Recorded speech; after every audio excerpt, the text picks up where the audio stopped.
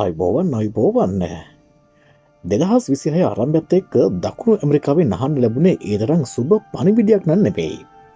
ඒ කියන්නේ ඇමරිකාවේ විශේෂ ඩෙල්ටා බලගණය විසින් වෙනිසුලාවට පහර දීලා ඒ ජනාධිපති නිකලස් මදුරෝ සහ ඔහුගේ බිරිඳ අත්අඩංගුවට ගත්තා.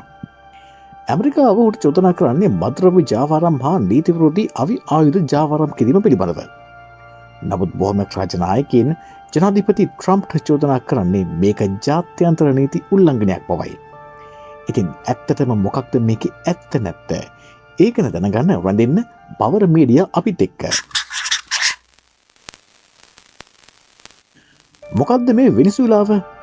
වෙනිසුලාව කියන්නේ දකුණු ඇමරිකාවේ බ්‍රසීලයට, කොලොම්බියාවට හා ගයානාවට මයින්ව ඇති වර්ග කිලෝමීටර 9,16,000කට වඩා භූමි ප්‍රමාණයක් තිබෙන මිලියන 28ක පමණ ජනගහනයක් ඉන්න ඉතාමත්ම අලංකාර රටක්.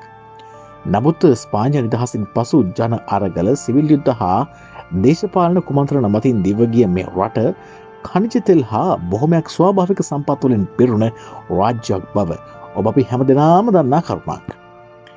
ඛනිජ තෙල් ගැන කියනකොට ලෝකයේ ඛනිජ තෙල් වලින් 17%කට පමණ ප්‍රමාණයකට උරමකම් කියන්නේ වෙනිසුලාව. නමුත් මෙම තෙල් වලින් ප්‍රයෝජන ගැනීමට තරම් ඔවුන්ට තාක්ෂණයක් තිබෙන්නේ නැති නිසා ඒකට බොහෝ වෙලාවට මැදිහත් වුණේ ඇමරිකාව හා යුරෝපීය රටවල්. 1999 දී මෙරට බලයට පැමිණි හියුගෝ චාවෙස් නම් ජනාධිපතිවරයා දැඩි ඇමරිකානු විරුද්ධ මතවාදියෙක් වුණා. ඔහු බලයට පැමිණි වහාම වෙනිසුලාවේ ඛනිජ තෙල් නිදි ජනසතු කිරීමට පියවර ගත්තා. මේක එරට ජනතාවට වාසි සහගත වුණත් ඇමරිකාවට විශාල කණේ පාරක් වගේ වුණා. මේකෙන් නොනවතුන චාවෙස් රුසියාව, චීනය වැනි ඇමරිකා විරෝධී පාලකයන් සමග මිත්‍ර වෙලා දකුණු ඇමරිකා කලාපය තුළ ඇමරිකා විරෝධී කඳවුරක් නිර්මාණය කරන්න සමත් වුණා. මොහුගේ මෙම ක්‍රියාකලාපය නිසා ඇමරිකාව මොවුන්ට දැඩි ලෙස සම්බාධක පනවන්න වුණා. වෙනිසුලාවට කනකො ගහන්නේ මෙන්න මෙතනින්. හියුගෝ චාවෙස්ගේ මරණයෙන් පසු ඔහුගේ අනුප්‍රාප්තකයා වූ නිකලස් මදුරෝගේ පාලන සමයේ මෙම සම්බාධක තව තවත් ඉහළ දමන්නට ඇමරිකාව පියවර ගත්තේ මදුරෝද ඔවුන්ට විරුද්ධ වූ නිසා. මේ හේතුවෙන් ඔවුන්ට තම රටේ තෙල් වෙළඳපළට දැමීමට නොහැකි වුණා.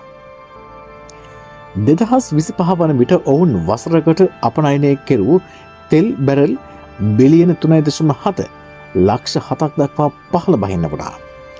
මේකෙන් රටේ උද්දමනය දැඩි ලෙස ඉහළ ගිහිල්ලා රට තුළ ඖෂධ වගේම ජලය හිඟවෙන්න උඩේ ජනතාව දැඩි ලෙස අසරණ කරවෙන්න. ඔය අතර තමයි ඇමරිකා ආක්‍රමණය වෙන්නේ. ඔහුගේදා ඇමරිකාව විසින් වෙනිසුලාවට පහර දීලා ජනාධිපති මදුරෝ හා ඔහුගේ බිරිඳ අත්අඩංගුවට ගන්නට වුණා.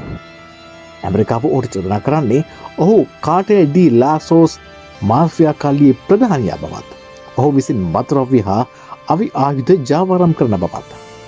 නමුත් බොහොමයක් රාජ්‍ය නායකයින් හා එක්සත් ජාතීන්ගේ සංවිධානයේද මේවට විරුද්ධ වෙන්නේ මේක අමුවේ ජාත්‍යන්තර නීති උල්ලංඝනය කිරීමක් වන නිසා. ඇත්තටම මේක ජාත්‍යන්තර නීති උල්ලංඝනයක්ද? උත්තරේ තමයි ඔව්. මේ ලෝකයේ කිසිම රටකට බෑ තවත් රටකට පහර දීලා ඒ රාජ්‍ය ናයකයා අත්අඩංගුවට ගන්න. නමුත් මේ ලෝක බලවතා මුළු ලොවටම පෙන්වුවේ ඔහුට වඩා ඉහළින් කිසිවෙකු නොවන බවයි. මේකට වෙනිසුලාවේ පිළිතුර මොකක් වෙයිද? වෙනිසුලාව චෝදනා කරන්නේ ඇමරිකාව විසින් මදුරෝහට අභූත චෝදනා ගොනු කර තම රටේ තෙල් බලය අල්ලා ගැනීමට උත්සාහ කරන බවයි. මේකට ඇමරිකාවේ පිළිතුර ජනාධිපති ට්‍රම්ප් පවසන ආකාරයට වෙනිසුලාව ඔවුන් සමග එක්ව කටයුතු නොකළහොත් මීටත් වඩා දැඩි ක්‍රියාමාර්ග ගන්නවා. මේ කොහොම වුණත් ට්‍රම්ප් මෙක්සිකෝවට, කොලොම්බියාවට වගේම ඉරානයටත් තර්ජනය කරලා තියෙන්නේ Tamanට අවනත වෙන්න කියලා. මේ ගැන මෙක්සිකෝව නිහඬව හිටියත් ඉරානය නම් නිහඬව ඉදීද?